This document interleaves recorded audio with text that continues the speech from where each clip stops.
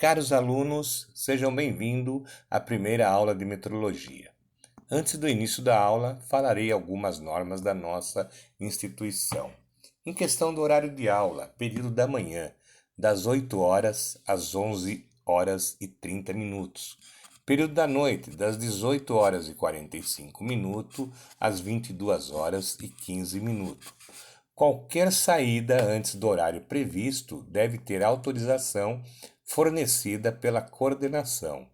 Em questão de faltas, cada dia de aula é computado 4 aulas, sendo que o número máximo de faltas permitido é um total de 10 aulas. Em nosso sistema de avaliação, contaremos com 3 notas, a V1, a V2 e a V3, aonde sairá a média final, que é a soma das 3 avaliações dividido por 3. Se a média final for superior a 5, o aluno estará aprovado automaticamente. Caso a média seja inferior a 5, o aluno estará de recuperação. Exemplo: tirou 3 na média final, sua nota na recuperação tem que ser igual ou superior a 7, onde a soma dessas duas notas tem que ser igual ou maior que 10. Dividindo por 2 tem que dar um resultado igual ou maior que 5. Caso contrário, o aluno estará retido nesta matéria.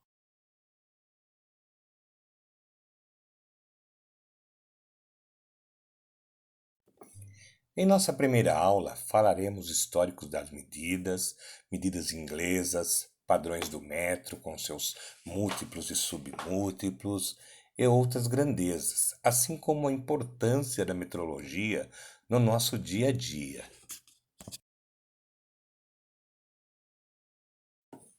O termo metrologia vem do grego metron, que significa medida, e logos, que significa estudo.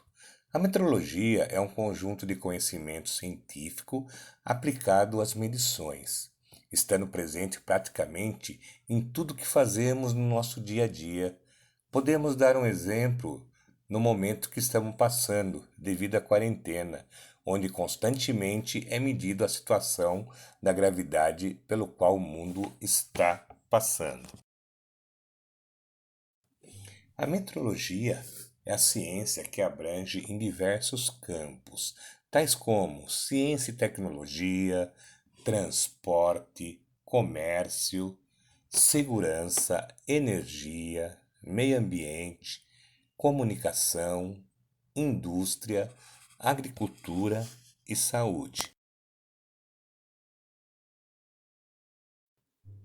Há 4.000 anos atrás, o homem se baseava em partes do corpo humano como padrão de medida, tais como polegada, o polegar do rei, que media aproximadamente 2,54 centímetros, o palmo do rei, com a medida de 22 centímetros, o pé do rei, que correspondia a 30,48 centímetros. Também tinha o côvado, correspondente a 3 palmos, que media aproximadamente 66 centímetros. Além desses, nós tínhamos a jarda, o passo, a braça, tudo isso como uma unidade de medida naquela época.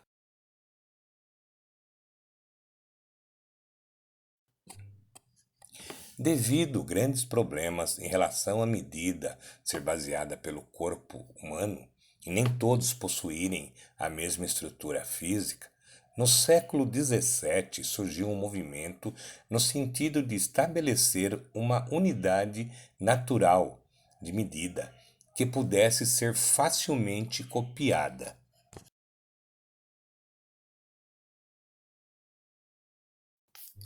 Com aquele movimento para descobrir uma nova unidade de medida, foi desenvolvido o metro, definido como a 10.000.000ª parte de um quarto do meridiano terrestre. Com essa nova unidade de medida padrão, iria resolver praticamente quase todos os problemas existentes na época. Imagina como que a gente iria medir algo? Tínhamos que comparar em relação à medida do corpo humano, como eu já falei nos slides anteriores. A jarda, o pé, o braço, o polegar e por aí afora. E como todas essas medidas eram baseadas no corpo do rei, imagine quando o rei falecesse e o príncipe se tornasse rei. Se ele fosse menor, as medidas iam ser alteradas, ou se ele fosse maior, as medidas também iam ser modificadas. Imagine o transtorno que dava para cada vez que houve uma mudança de reinado. Após a definição do metro como unidade padrão de medida, foi criada uma barra de platina em forma de X e enviado para diversos países para poder similar a nova versão do metro como uma unidade de medida principal a ser usada por todos os países. Essa barra com secção transversal em forma de X, ela media 1 metro a 0 graus centígrados. Porém, na Conferência de Pesos e Medidas em 1983, houve uma nova mudança para o padrão do metro, onde definiram uma outra forma de medida do metro, que é baseada na velocidade da luz no vácuo, que é a razão de 1 sobre 299.792.458 segundos, dando um valor muito precisa, uma margem de erro mínima que usamos até hoje como uma unidade padrão de medida.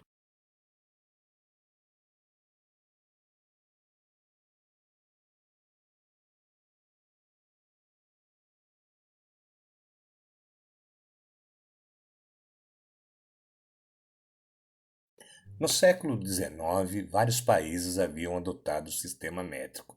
No Brasil, o sistema métrico foi implantado em junho de 1862. Ocorreram ainda outras modificações. Hoje, o padrão do métrico em vigor no Brasil é recomendado pelo Inmetro, baseado na velocidade da luz. Como o metro foi classificado a unidade padrão de medida, com isso foram criados os múltiplos e submúltiplos do metro, tais como quilômetro, que correspondia a 1.000 metros, hectômetro, que corresponde a 100 metros, o decâmetro, que corresponde a 10 metros. Assim também os submúltiplos, que seriam decímetro, correspondente a 0,1 metro, o centímetro, que corresponde a 0,01 metro, e o milímetro, que corresponde a 0,001 metro.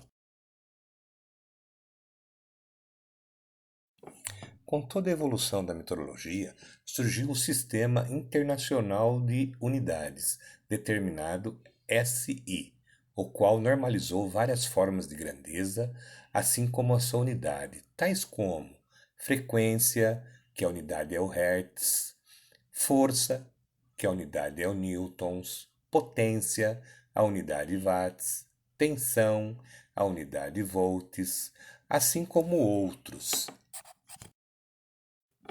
Conforme deu para entender, dependemos inteiramente dessa ciência. A nossa evolução tecnológica se deu graças a medidas mais precisas e confiáveis, melhorando a qualidade dos produtos, aumentando a competitividade. Se nós não conseguimos medir algo, nós não temos como melhorar o produto.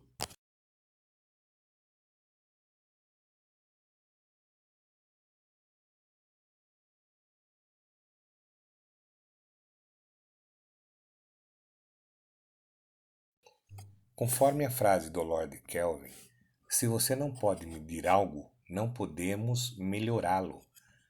Com base nisso, podemos afirmar que a metrologia é imprescindível para novas tecnologias, avaliar conformidades de produtos e processo, assegurar relações comerciais justas, assegurar um reconhecimento nacional e internacional, contribuir para a segurança, saúde e meio ambiente.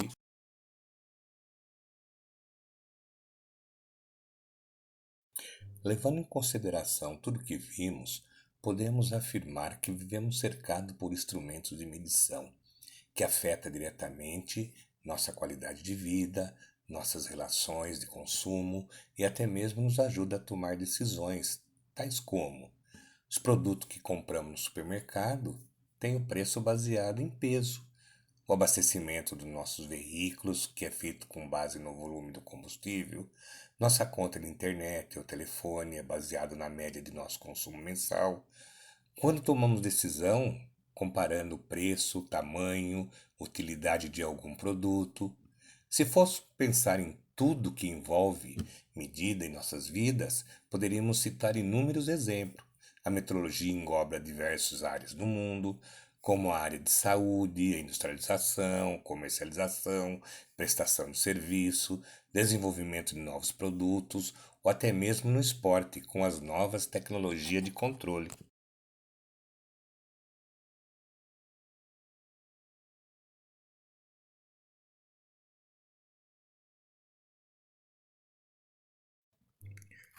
Apesar de se chegar ao metro como unidade de medida padrão, ainda são usadas outras unidades. Na mecânica, por exemplo, é comum usar o milímetro e a polegada. Com base nisso, o profissional da área deve saber as duas unidades, assim também como converter de uma unidade para outra. O sistema inglês imperial ainda é muito utilizado na Inglaterra e nos Estados Unidos, e também no Brasil, devido ao grande número de empresas procedentes desses países. O sistema inglês está sendo substituído pelo sistema métrico, mas ainda permanece a necessidade de se converter o sistema inglês para o sistema métrico e vice-versa. Conforme podemos observar, aqui nós temos alguma referência em relação ao sistema métrico e ao sistema inglês. Por exemplo, no sistema inglês, um pé equivale a 12 polegadas, uma jarda equivale a 3 pés, uma milha terrestre equivale a 1.760 jardas e uma polegada equivale a 25,4 milímetros. Já no sistema métrico, nós temos a referência também de algumas unidades. O pé equivale a 30,48 centímetros. A polegada equivale a 2,54 centímetros. A jarda equivale a 91,44 centímetros. A milha terrestre equivale a 1.609 metros. E a milha marítima equivale a 1.852 metros. Devido a isso, eu venho salientar a importância do profissional saber elaborar os cálculos de conversões de unidade.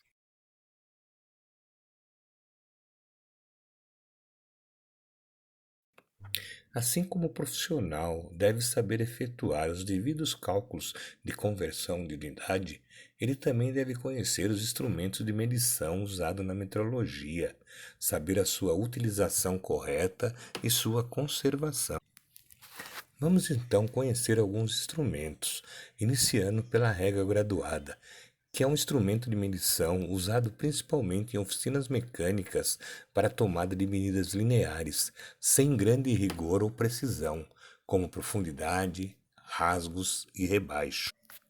As escalas se apresentam em diversos tamanhos, sendo o mais comum as de 6 polegadas, que equivale a 152,4 milímetros, e as de 12 polegadas, que equivale a 304,8 milímetros, e são geralmente fabricadas de aço inoxidável para uma maior durabilidade.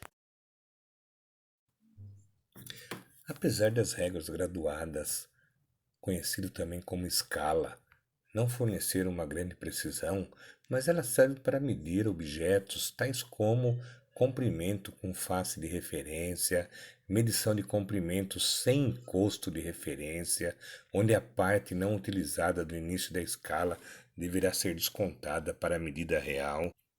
Serve também para medida de diâmetro, movimentando-se a escala em ambos os lados, observando a maior medida. Existe também escala de encosto interno, que serve para medição de comprimento com face de referência. Temos também a escala de profundidade para medição de profundidade de furo não vazado. Temos também a escala de dois encostos, que serve para medição de rebaixo. Por ser instrumentos de medição, devemos ter um cuidado melhor, tanto na conservação como no uso. No caso das réguas graduadas, nós devemos evitar quedas e contatos com ferramenta comum, não dar pancadas com a mesma, evitar arranhar ou entalhar a graduação, não flexione a escala, evitando empenamento, faça uma limpeza após o uso para remover o suor e a sujeira. Se necessário, aplique uma camada de óleo bem fino.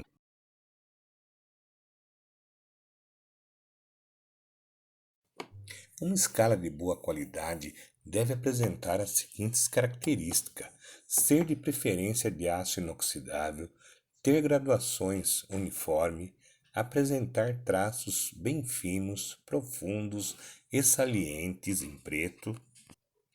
Ela apresentando essas características, conseguimos tirar boas medidas de peças com ela.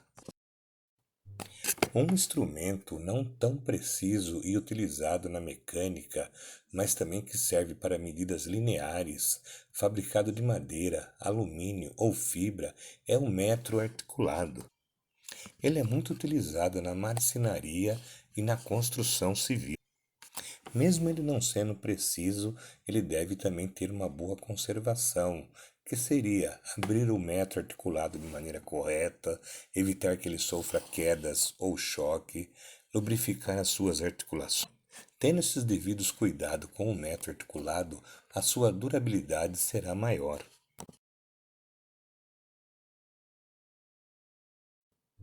Não podemos esquecer da trena, que é um instrumento de medição construído por uma fita de aço, fibra ou tecido graduado em um ou ambas as faces, no sistema métrico ou no sistema inglês, ao longo de seu comprimento. Temos também a trena digital, que favorece a medida de longa distância. Com isso, finalizamos a primeira aula de metrologia.